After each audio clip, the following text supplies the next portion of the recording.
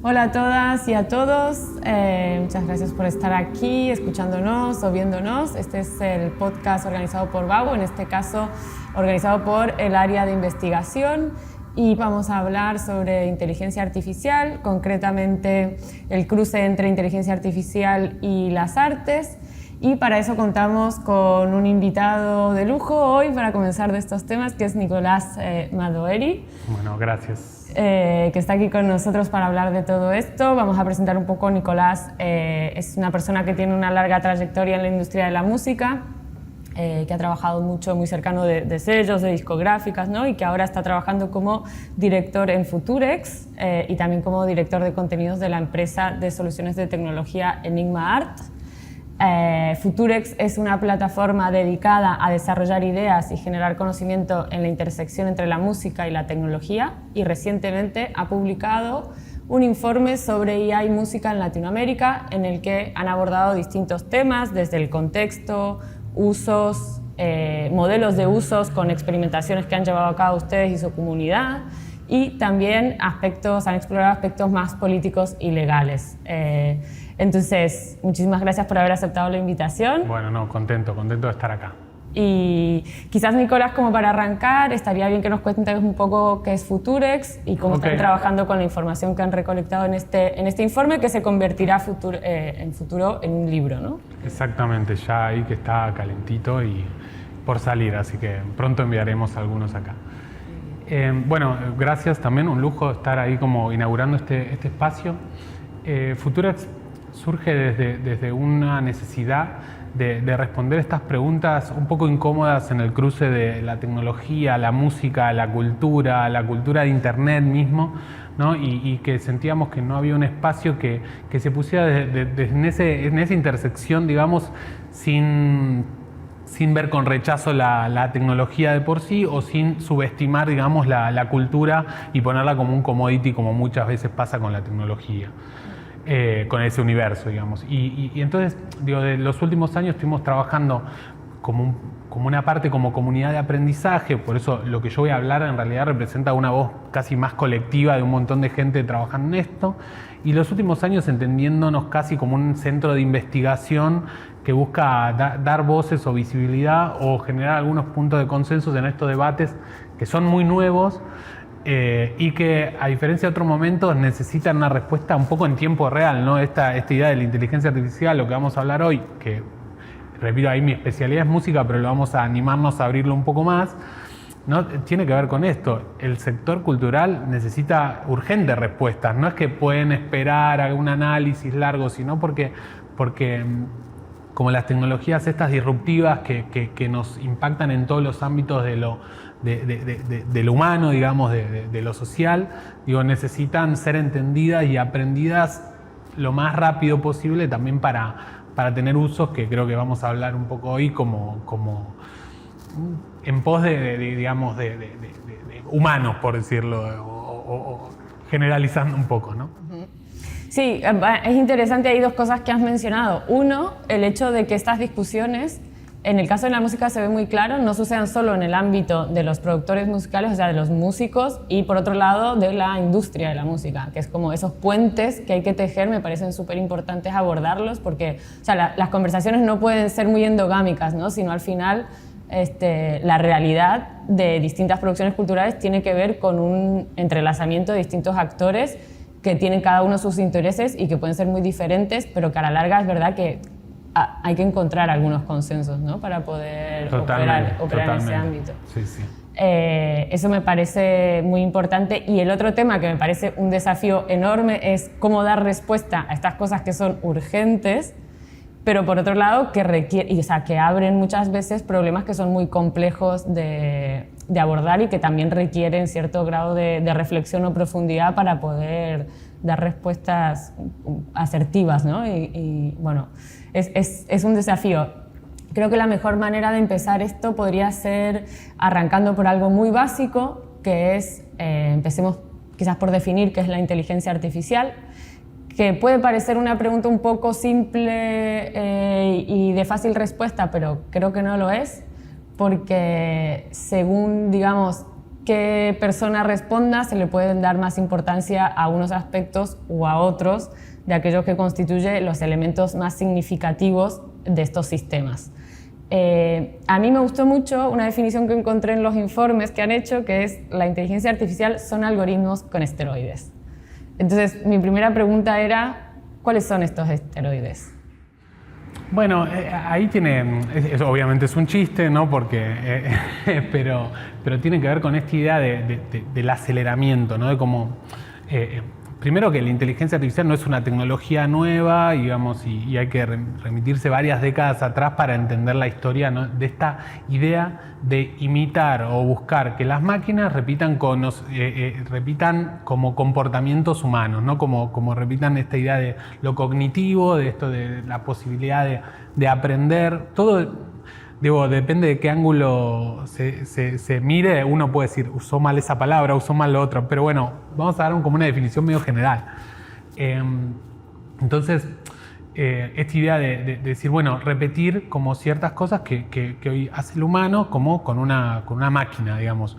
Esta máquina hoy es nuestra máquina física, es como sucede en lo digital, y entonces están los algoritmos que nosotros los vemos a veces como algo medio bobo, digamos, lo podemos ver, y en realidad acá nos muestran que no, que están ahí y que pueden ir muy rápido y mucho más rápido que incluso la capacidad, digamos, que podemos tener los humanos de resolver algo concreto, ¿no? Digamos, que también no voy a entrar en detalle.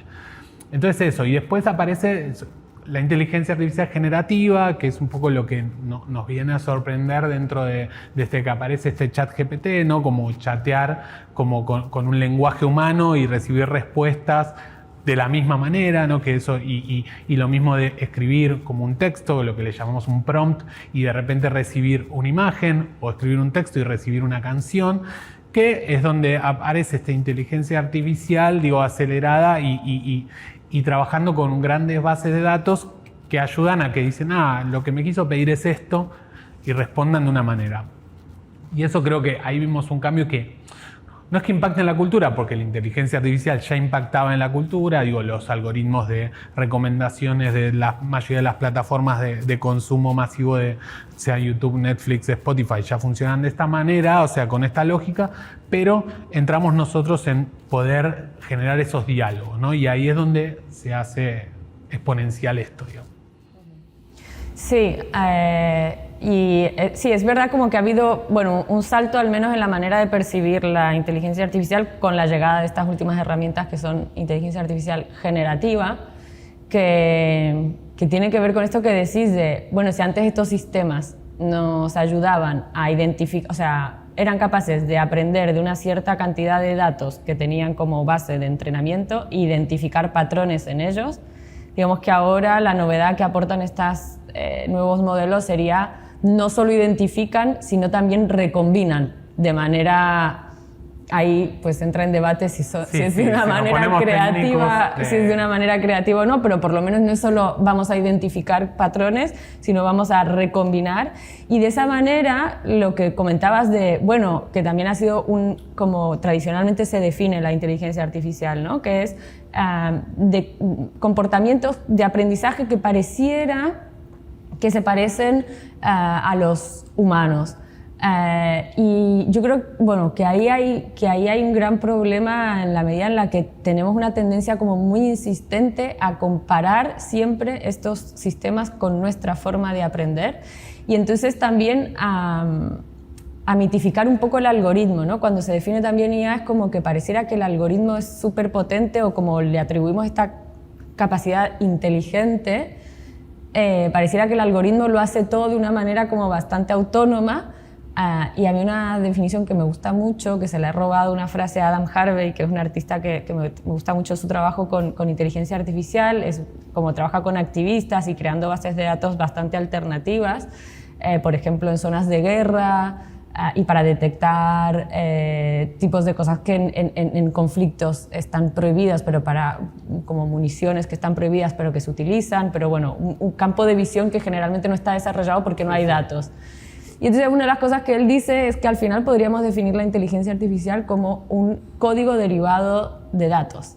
Es decir, no es solo el algoritmo lo que puede hacer, sino también la gran o sea, la parte diferencial es la cantidad de datos que pueden procesar estos algoritmos, ¿no? Como cómo estamos recopilando esos datos y cómo Internet ya no solo, no sé cómo lo ves esto específicamente también en el tema de la música, pero como Internet no ha dejado solo de ser, o sea, ha pasado de ser solo un sistema de comunicación o de descarga en el caso de la música, sino también es un gran repositorio de datos, es un gran lugar como de entrenamiento de inteligencias artificiales, o sea, beben muchísimas inteligencias artificiales de todo ese contenido, ¿no? Sí, sí, totalmente. Bueno, creo que justamente, digo, y eso un poco creo que el enfoque, lo que vos planteabas, lo vemos de la misma manera que entender la inteligencia artificial generativa, o sea, tenemos una parte que es más la que nos dan de los medios constantemente, que es como esta cosa del titular, ¿no? La inteligencia generativa ahora no se puede reemplazar a los artistas, por ejemplo, ¿no? Y la inteligencia artificial generativa no puede, generó una copia y que se habla siempre dentro de lo genérico, ¿no? Como una sola cosa, que eso es una cosa lo que trabajamos de salir de la idea de que la inteligencia artificial es una estética o es una sola cosa, ¿no? Sino que está muy ligado a esto que vos decís, es una herramienta, es una tecnología que se puede usar, digamos, en pos y en cuanto entendamos las complejidades que esto tiene, ¿no? Desde los sesgos, ¿no? que justamente están ligados por los datos que están usando estas herramientas, que, como Internet, que básicamente tiene un montón de sesgos en relación de la información que tiene, y después cómo estos datos son entrenados para generar qué, digamos. En ese sentido, por eso para nosotros generar un informe desde Latinoamérica tiene que ver con eso, es decir, ¿qué pasa en esta realidad? Salgamos de lo genérico de hablar inteligencia artificial generativa y hablemos de en la música en Latinoamérica para entender cuál es lo más fino que pasa acá, cómo esto va a impactar en un ecosistema musical o cultural de una región, que igual ya es un montón. Sí, pero ya es un montón porque tenés que limar ahí un montón de diferencias, pero bueno. Que tiene una diversidad, digamos, total, y básicamente cada país también es un universo, pero que sí que se pone a disputar o tratar de dialogar en relación de ciertos datos que no son los que generalmente están entrenados o no los que la mayoría de estas plataformas tienen por detrás. Claro. Sí, y ahí tienen ustedes un proyecto interesante que tiene que ver con esto. Bueno, me parece súper importante también hacer la pregunta, ya que ustedes han trabajado este informe en Latinoamérica, situar qué diferencias tiene hablar de inteligencia artificial en el ecosistema de la música, que es el que han trabajado, o creativo, desde Latinoamérica, desde el sur global, y qué quizás cuestiones pensás que son diferenciales o particulares de ese ecosistema o de la realidad de la inteligencia artificial situada en estos países.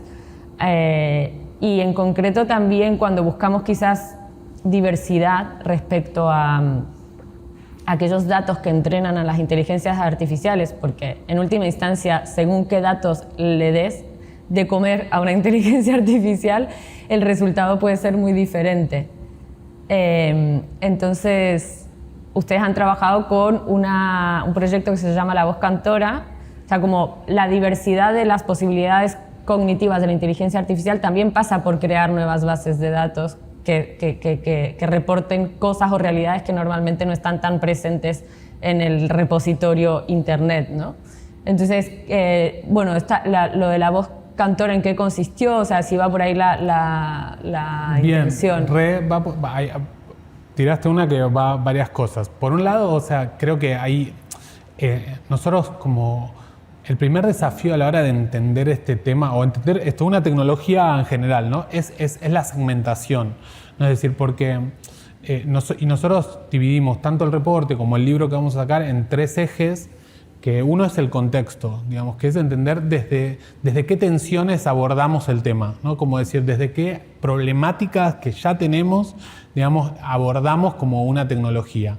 ¿no? Y ahí, bueno, obviamente que la brecha digital, y no digo la brecha digital digo porque la adopción de Internet es cada vez más masiva, pero sí las brechas de ciertos aprendizajes, de tener la posibilidad de sentarse y decir, tener la capacidad para decir, aprendo una tecnología y no tener que estar trabajando 16 horas por día para sostenerse. O sea, sí, como en ese sentido ampliado, que no nos tocamos tanto dentro de lo político, pero es una realidad que tenemos muy en claro que el sector cultural, digamos, necesita, tiene una exigencia muy alta en relación del trabajo y poder incorporar. Entonces, desde esas tensiones, por un lado, ¿no?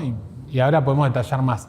Después dividimos un poco los usos, porque pensar en los usos también genera ciertas tensiones con lo legal y lo ético, ¿no? Y como nosotros por eso pusimos el tema, esto en 3 cajas, ¿no? Contexto, posibilidad, usabilidad y legales y éticos como ciertos detalles. En los 3 hay diferencias, principalmente con el mundo anglo, digamos, que quizás es con el que más comparamos en eso. Y me voy a lo legal y ético, digamos. Creo que en los usos podríamos también estar ligados al value gap, pero también a decir, bueno, hoy pagar un ChatGPT Premium que sale $20 por mes, como un montón de servicios, y eso es restrictivo para una gran parte de la región y del ecosistema cultural. O sea, ya desde ese lugar. Y después, en lo legal y ético, digamos, como una principal diferencia es el tema del copyright y el derecho de autor, ¿no? Porque es muy distinto, digamos, el copyright como independiza, digamos, al autor de su obra, digamos, cuando alguien adquiere, y el derecho de autor no, continúa. Entonces continúa la obra por más que continúan, digamos, los derechos, digamos, como de propiedad intelectual, digamos, de esa obra, por más que esa obra ya esté vendida, digamos, no sea la persona la que recaude esos derechos. Y eso es una complejidad total a la hora de pensar los entrenamientos. Digamos que entrenar un modelo de lenguaje de gran tamaño, de audio, con música con copyright, sería más sencillo en lo legal, digamos, porque hoy todo el mundo lo hace y no necesariamente hoy, hay un vacío legal en eso, pero en lo legal sería mucho más sencillo si vos sos la dueña del catálogo para que yo pueda con copyright, no dependería de los autores, versus el derecho de autor, que sí deberíamos tener como esa autorización, digamos, de los autores para esos entrenamientos, que hoy no aparecen necesariamente en los contratos, después quizás ya se van a normalizar, ¿no?, estos usos, porque... Entonces, hay varios puntos, digamos, ahí como lo que aparecen.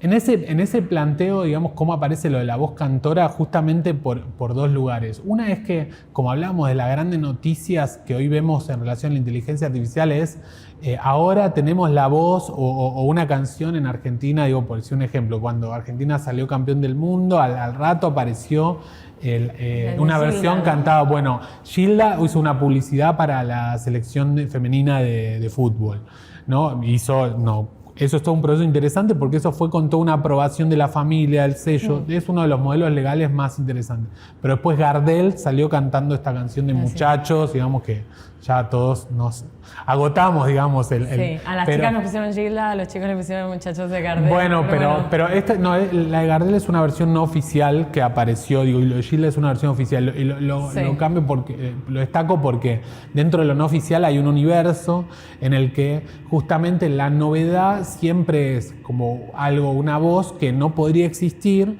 haciendo como una reinterpretación o algo, ¿no? Es como quitar de contexto. Yo siempre, en lo visual, para mí el impacto es el Papa en Burning Man, suponete. Esa idea de el Papa en Burning Man, que es como decís, o el Papa con un iclo, que son las primeras imágenes que aparecen como hiperrealistas, como con una exposición masiva. Y decís, esto puede ser real, o esto podría ser real si no supiera que no, digamos, pero están ahí. Y entonces como aparece esta idea de deepfake, o sea, como esta copia muy como falaz y muy profunda, muy realista. Y decimos, pero realmente eso es la tecnología, eso es lo que nos viene a traer de innovación la tecnología, que podamos revivir artistas. Bueno, en una parte sí, y hoy por hoy tenemos en Londres un show de ABBA, ¿no?, hecho con inteligencia artificial, digamos. Y es hoy por hoy, hace muy poco tiempo, Kiss vendió los derechos para que dejar de girar y que haya versiones de ellos de inteligencia artificial. O sea, ya está sucediendo.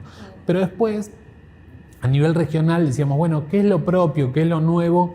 Y en un experimento que trabajamos con un colectivo que se llama Amplify, con 2 artistas que son Berenice Lorenz y Paul Line, fue como, bueno, por un lado, experienciemos la tecnología, que también creo que es algo medio clave, que es es experiencial. O sea, hasta que no te sentás con ChatGPT, no te das cuenta qué capacidad tiene. Y seguramente pienses otra cosa, de hecho, ¿no? Y decir, bueno, pensemos qué capacidad tiene la tecnología para crear música o para acompañar un proceso de creación. Y con esta innovación que pareciera ser más disruptiva de la clonación de voz, es decir, generemos un modelo de voz nuevo que quizás tenga un sentido más allá del deepfake, ¿no? De copiar una voz conocida. Y de muchas charlas salió esta idea de mezclar distintas cantoras de Latinoamérica para generar una voz nueva. Como algo más simbólico, ¿no? Entonces mezclar la voz de Gilda, de Mercedes Sosa, Violeta Parra, Rita Lee, ¿no? Y tener como esos timbres en una única voz, como algo lúdico y simbólico y más del experimento que el resultado, que no necesariamente iba a ser algo bello, digamos. Sí.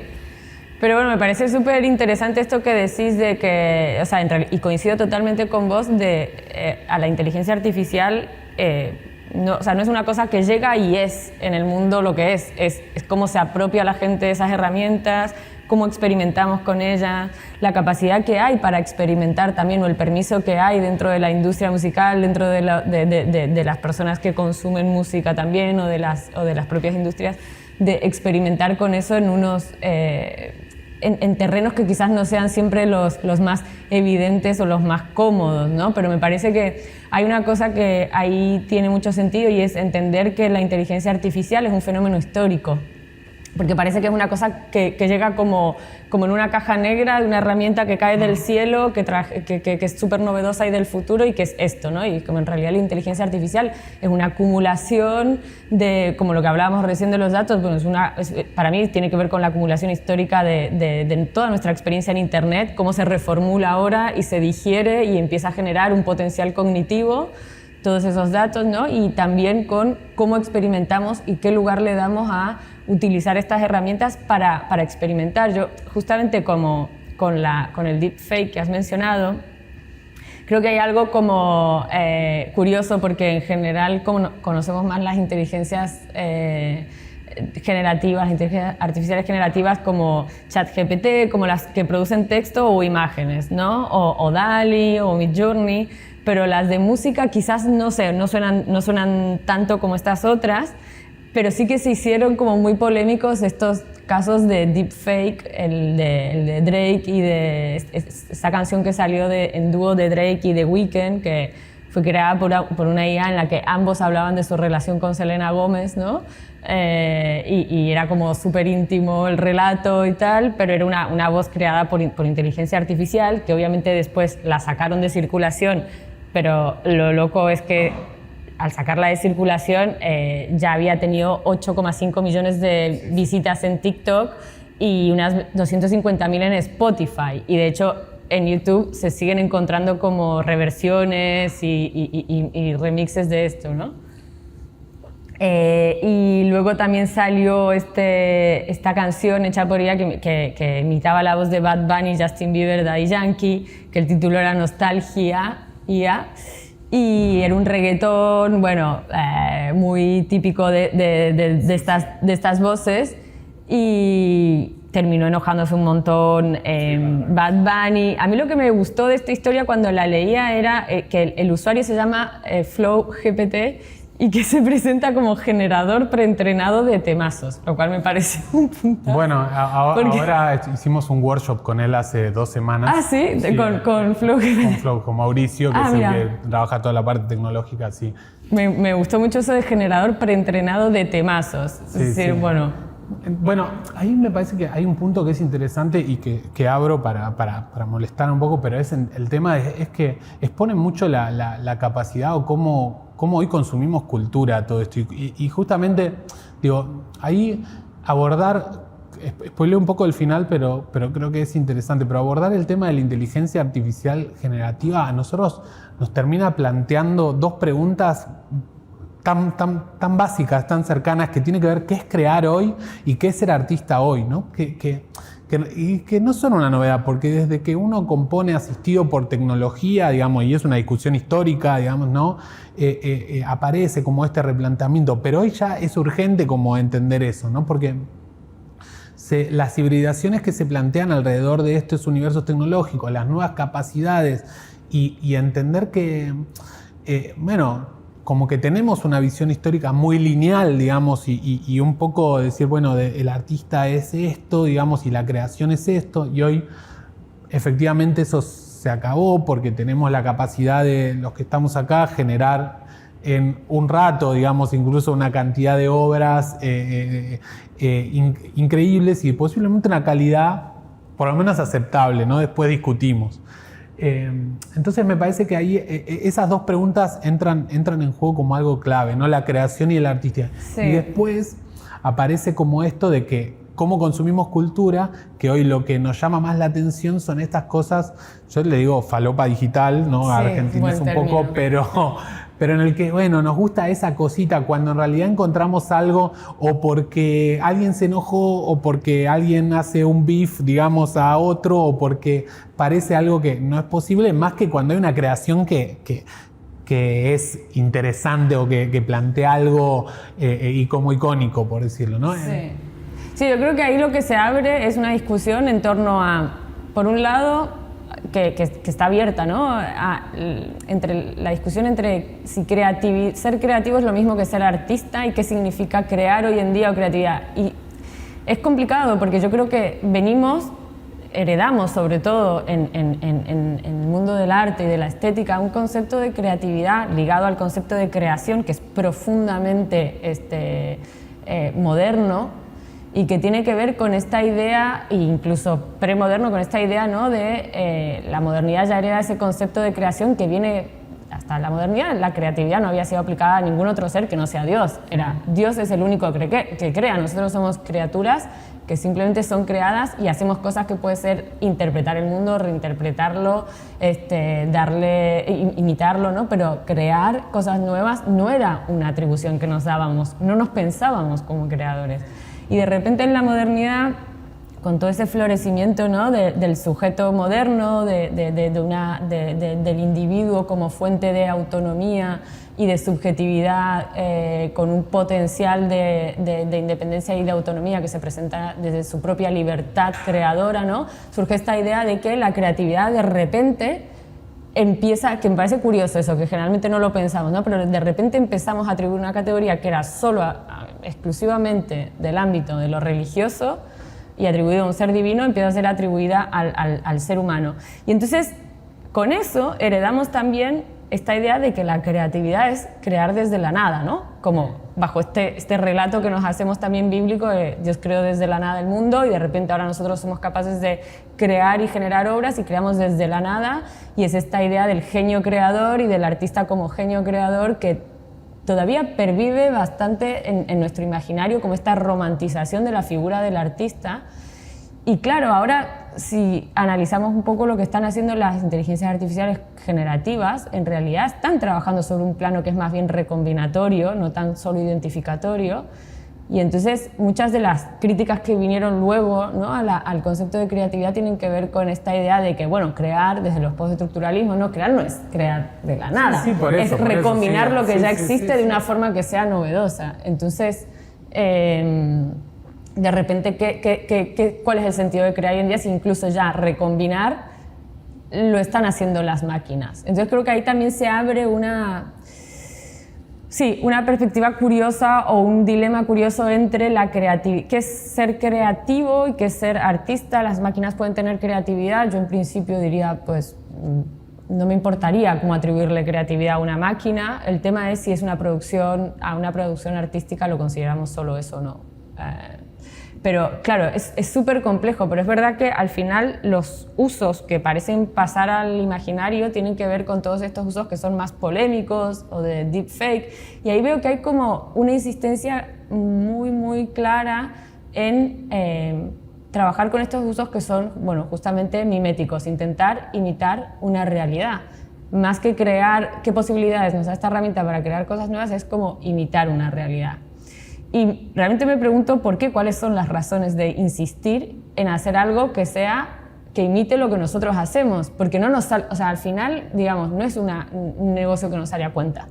Y creo que una de las razones tiene que ver obviamente con el antropocentrismo, ¿no? El hecho de que todo lo que vemos en las máquinas lo interpretamos solo en relación a nuestras capacidades, en lugar de ver que la riqueza está en qué puede hacer la máquina bien, que yo no puedo hacer bien, que generalmente hay un montón de cosas que la máquina hace bien y que nosotros no, o que nosotros hacemos muy bien y son imposibles traspasar a la máquina. Y creo que hay otro punto que tiene que ver con algo un poco más tonto, como simplemente porque podemos. Porque las máquinas son buenas haciendo eso. A mí hay una frase que me gusta mucho de Thomas Shelby, de esta serie de Peaky Blinders, cuando en medio de esos negocios como mafiosos y de esta familia de gángsters, hay una de las personas de la familia que le pregunta, ella está cansada de lidiar con los problemas que supone ese mundo, y le dice, bueno, pero ¿por qué lo hacemos a esto? Y él le responde, porque podemos. Y si podemos, lo hacemos, ¿no? Es como, porque lo podemos hacer y entonces lo hacemos porque está ahí, ¿no? Como porque se puede, pero entonces no está la pregunta de realmente, ¿pero tiene sentido hacer esto? O sea, ¿qué sentido tiene? Sí, para mí, en relación de lo cultural, hay algo que es que, bueno, estamos yendo como a un extremo de la estandarización de la cultura y de cómo se estandarizan ciertos contenidos y ciertas lógicas.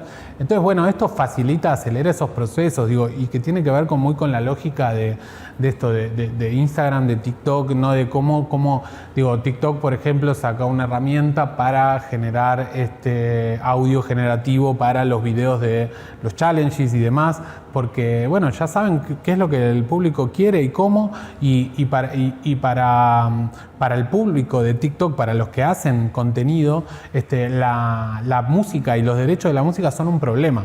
Por ejemplo, digo algo. Y después, o sea, para la música, digamos, el contenido, digamos, visual, digamos, es un problema, digamos, porque necesitan demasiado contenido visual para generar todas las imágenes que acompañan un lanzamiento y más. Entonces, la inteligencia artificial ahí resuelve un problema práctico. Que para mí, y en realidad es eso, ¿no? Como estamos en esta idea de que todos nos podemos señalar con el dedo, de decir, bueno, a ver, no podemos ser puristas, nos pone entre contradicciones que ya habitamos, digamos, generalmente.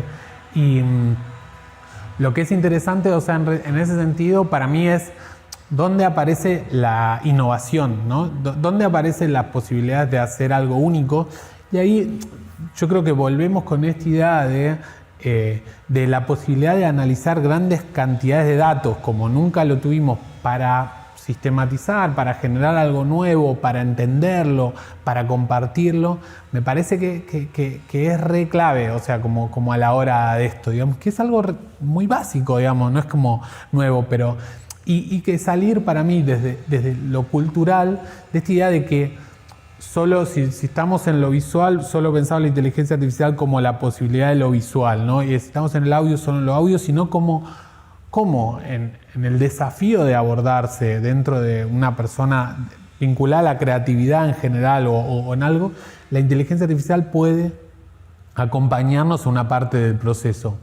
Y ahí, o sea, y algo que nosotros vemos como hay dos ideas que me parece que son interesantes, de que esta idea del multiplayer mode, o sea, de que en realidad si hay una persona, creo que la inteligencia artificial como Internet y como la economía de creadores en general viene a decir, ahora vos lo podés hacer todo solo, no necesitas más de nadie, podés ser un éxito, y hoy consumimos mucho de esa cultura. La cultura del stream, digamos, es mucho eso, la persona, el individualista. Los artistas, si vemos... Es bastante tendenciosa, digamos, o sea, hacernos creer eso, porque luego ves que la gente que son grandes influencers tienen un equipo de producción detrás, bueno, como increíble, ¿no? Como 100%. Esconder esa realidad un poco... Claro, pero buscar lo individual, y entonces decir como que la tecnología aporta al individuo y no aporta al colectivo, ¿no? Y me parece que ahí... Hoy las cosas más interesantes en el uso de esta tecnología es cuando hay algún colectivo o hay alguna colaboración pensando, que igual sigue siendo una idea, donde apropian la tecnología para desarrollar algo supuestamente nuevo, ¿no? Porque no nos vamos a creer eso. Pero digo, entonces me parece que ahí hay como un punto en clave, ¿no? Como este del tema de los multiplayer, digamos. O sea, que creo que está. Y después es cómo se piensan, o sea, nuevos modelos donde el juego, digamos, sea como parte. Me parece que es una tecnología que acelera mucho la posibilidad de que, pienso en un caso de un artista con una audiencia o una persona que tiene una audiencia, como que da una posibilidad de acelerar mucho el vínculo en un montón de sentidos. Y me parece que hoy eso como que todavía no lo estamos viendo. Son pocos, hablamos antes de Grimes, son pocos los artistas que se animan a entrar en una lógica más del juego, que es históricamente, por lo menos para la música, donde aparecen las narrativas más interesantes. Y me parece que ahí hay algo que es interesante, ¿no? En ese sentido de corrernos de este universo de estandarización, de sesgos y cosas, y pensar como la personalización, la apropiación de estas herramientas o estas tecnologías. Sí, y ya vamos a ir cerrando con esta pregunta, es la última, pero no quería dejar pasar la oportunidad de que también conversemos, aunque sea un poquito, del aspecto como legal, que han trabajado también en el informe. Y justamente ahora que mencionabas esto de como que son tecnologías que están siempre tratando de... se dirigen a un individuo, ¿no? Y hacen creer que nuestra relación es unívoca entre individuo y tecnología, y no hay tanta esta experiencia como más de colectivizar la experiencia y las distintas maneras de apropiarnos de estas tecnologías. Entonces, en relación a todo el debate que tiene que ver con la propiedad intelectual en estos usos de datos que entrenan inteligencia artificial, en este caso obras de artistas que están sirviendo para entrenar, para formar bases de datos que entrenan inteligencias artificiales, como que creo que ahí también hay un desafío súper importante en cómo se va a abordar. Si se va a abordar como... Nosotros yo creo que hemos perdido una primera oportunidad con todo lo que desató Internet en una primera etapa, que realmente generaba un tipo de bienes para que circulen desde otra lógica que no era la de la mercancía y de la escasez, y lograron de alguna forma que, como todas estas nuevas leyes de propiedad intelectual, con la ley SOPA o de copyright, se pusieran mucho más firmes, con la excusa de que estaban protegiendo a los artistas. Y en realidad al final lo que vemos es que, por ejemplo, los artistas que están en Spotify ganan, no sé, un porcentaje que es irrisorio. Protegen a una parte, digamos, además, como que la concentración es la misma, y esas concentraciones, bueno, algunos, digamos, son necesarias o no. Me parece por eso que eso es un debate grande. Vamos a dejar casi como los puntos suspensivos por la complejidad del tema.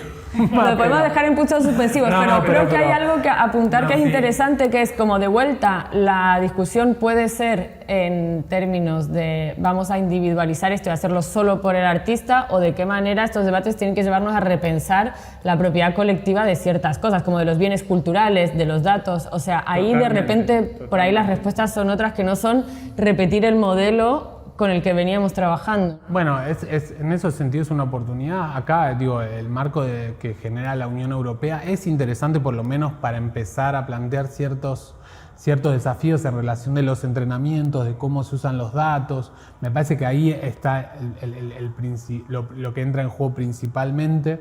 En la música pasa algo que lo digo que en lo visual pasa más o menos igual, que tiene que ver que cuando una imagen pasa al digital y se convierte en píxeles, y cuando una máquina se entrena en relación a píxeles, es muy difícil después saber con qué fue tomado eso. Que se puede, pero decir, bueno, como que estamos nosotros desde que ponemos algo en lo digital, digamos, y estamos bastante expuestos con cómo funciona hoy. Ahí hay tecnologías como blockchain que a mí me parece que son muy interesantes para resolver, digamos, que entra, viste, como más la tecnología para tapar otra y así, pero creo que es interesante.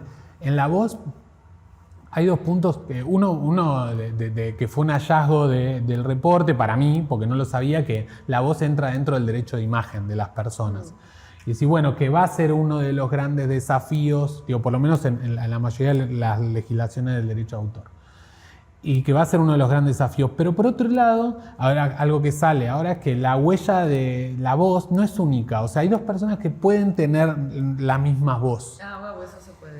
Entonces también es, digo, en este caso, digamos, digo, con Mauricio y con Flow GPT, que no seguimos mucho eso, pero que fue un debate, ellos podían plantear que no está entrenada con la voz de Bad Bunny, sino con una voz muy, muy similar o prácticamente igual y que después es a los hechos, digamos, ¿no? Pero es mucho más complejo que simplemente escuche una voz más parecida. Ahora estamos viviendo el conflicto que es de Scarlett Johansson contra OpenAI porque la voz se expresa efectivamente parecido a Her, ¿no? Como a la película de Spin Jones, digamos,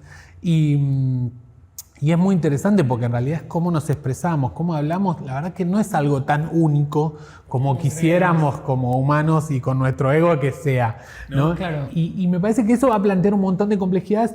Y a ver, en los términos culturales me parece que es casi lúdico en proporción de lo complejo que es en lo legal, en la posibilidad de replicación de voces, mismo con videos y demás. Entonces, de alguna manera eso se tiene que entender. En lo cultural me parece que también nos pone a pensar cómo van a funcionar los derechos de hoy, a partir de hoy. Y sobre todo me parece que ahí entra de nuevo esta idea de que lo más complejo es cómo se entrenan las tecnologías que hoy usamos. Digo, ahí no llegamos a hablar, pero hoy hablábamos en la previa de Suno, que es una tecnología que hoy genera una plataforma de audio generativo que genera 900.000 canciones por día. No es transparente en los entrenamientos que usa. Y claramente usa canciones que tienen copyright o derechos y no están pagando. Pero ahí es, el problema ¿cuál va a ser? Que ellos licencien al final a las multinacionales y al final cierren con dos multinacionales. Exactamente, pero son de vuelta dos multinacionales firmando un papel. Y entonces, digo, ahí me parece que es una oportunidad, yo creo que para el sector independiente, para la cultura en general, para tomar una posición más política al respecto de eso. La respuesta, por eso, son interrogantes, es muy compleja, son puntos suspensivos, pero creo que estamos sí abordando un poquito de ese tema, pero creo que es fundamental que los que hacemos cosas vinculadas a esto, digo, los que estemos estudiando, pensando, nos involucremos, digo, porque desde la generación de un paper hasta la generación de una canción o una película están dentro de esta misma lógica. Sí, bueno, un tema eso, que queda súper abierto a debate, pero la verdad que es algo en el que es verdad que es un debate muy abierto en el que va a ser más rico mientras más voces se crucen y demás, y puentes, ¿no? Como eso que están haciendo en Futurex. Así que muchísimas gracias por la conversación, por haber aceptado esta invitación, y aquí nos despedimos. Muchísimas gracias por acompañarnos hoy y esperemos que vuelvan la próxima.